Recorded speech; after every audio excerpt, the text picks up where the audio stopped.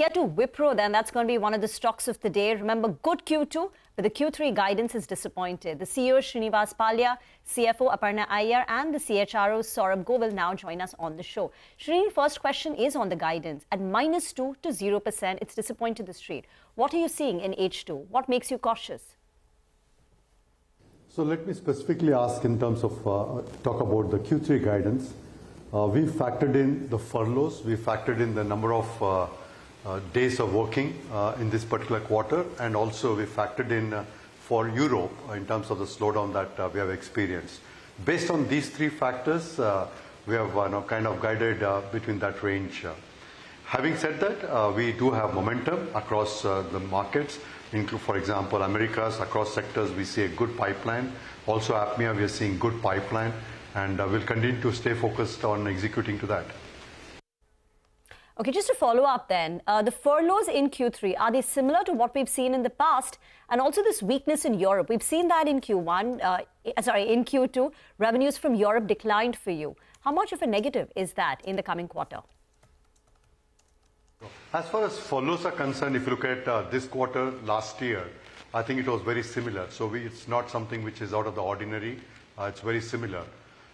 Specific to Europe, like I said, it's a few client-specific ramp downs that happened, which actually impacted our growth. But having said that, we continue to see the deal pipeline and deal momentum in Europe. I think the focus is on winning them. And this is across the countries that we operate in Europe and across the industries that we operate in Europe. Okay, all right. Thanks for joining us. Aparna, if I can come to you, what drove the margin expansion to 16.8%? And do you think you can push this number towards 17% by the end of this financial year? I have shared that we are one step closer, in Q2 towards that aspirational band that we had laid out of 17 to 17.5. We're very encouraged by our performance in Q2. We expanded 35 basis points. This is after absorbing 1 month of salary increase that we rolled out in September. All the levers that we've been working through the last few quarters are paying off. We've been improving our fixed price productivity. Our utilization is nearly at an all-time high. Our offshoring is very healthy. We've also done a lot of work in G&A optimization, right? In terms of some of our acquired entities that, there are synergies to be realized as we drive integration. So some of those levers have really played in well. Capco has also been performing very well, and that's also adding to our margin expansion. Overall, we are happy with how the operational excellence has played out. Got that. Let's focus then on hiring. The net headcount is up by close to 1,000, and you have been hiring from various campuses as well. How much have you hired so far? How many? And how much more to go? And also a quick word on attrition. That was up slightly. Will it stay at these levels? So let me start, Reema, on freshers first. From this, we had not gone to campuses last year, but from H1, we have Q1 and Q2, we have onboarded freshers. We intend onboarding between 2,500 to 3,000 freshers every quarter.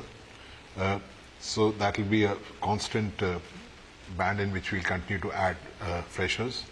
And by the end of this quarter, that is Q3, we would have taken care of all the backlog which we had during the COVID time of the offers we had made. So from that aspect, it's a smooth growth going forward. Second, attrition headcount has been growing marginally over the last 2 quarters, so which is a positive. We have invested in certain areas. Our utilization has come down slightly because we invested for future growth, and we believe that this trend would continue going forward. As far as attrition is concerned, we have seen a slight uptick. In one way, it could be some early signs of market looking up and more demand, but we are comfortable from the supply side, and we believe that we'll be in a similar band from an attrition standpoint going forward. Okay, attrition to stay at similar levels or similar band, as he called it, going forward. Srinivas, coming back to you, Capco has been strong for you, and this provides you the consulting edge. Revenues for Capco went up by 3.2%, outperforming the overall company average growth. Do you think Capco can continue with this kind of growth momentum? So first and foremost, I think Capco is a great asset for us. It's the tip of the spear, and it helps us in terms of consulting-led opportunities in the sectors that Capco is very strong in. So with that in the context, in fact, one of the large deals that I talked about today is actually a combination of Capco rising and the entire consulting piece of Wipro coming together. In terms of the growth and going forward, all I can say is that there's a good momentum for Capco, and we continue to see traction. And there is a discretionary spend, that we are able to actually gather, specifically in the BFSI segment, across US and UK and Europe. Having said that, we are also seeing good traction for us in APMEA and Latin American countries, specifically for Capco.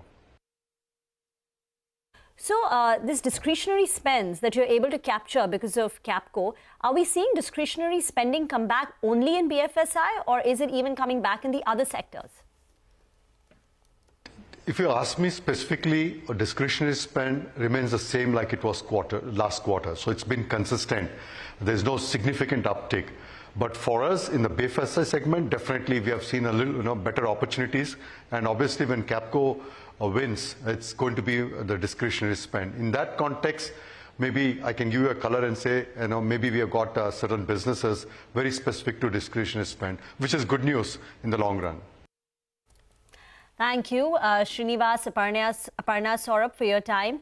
That's the Wipro management for you.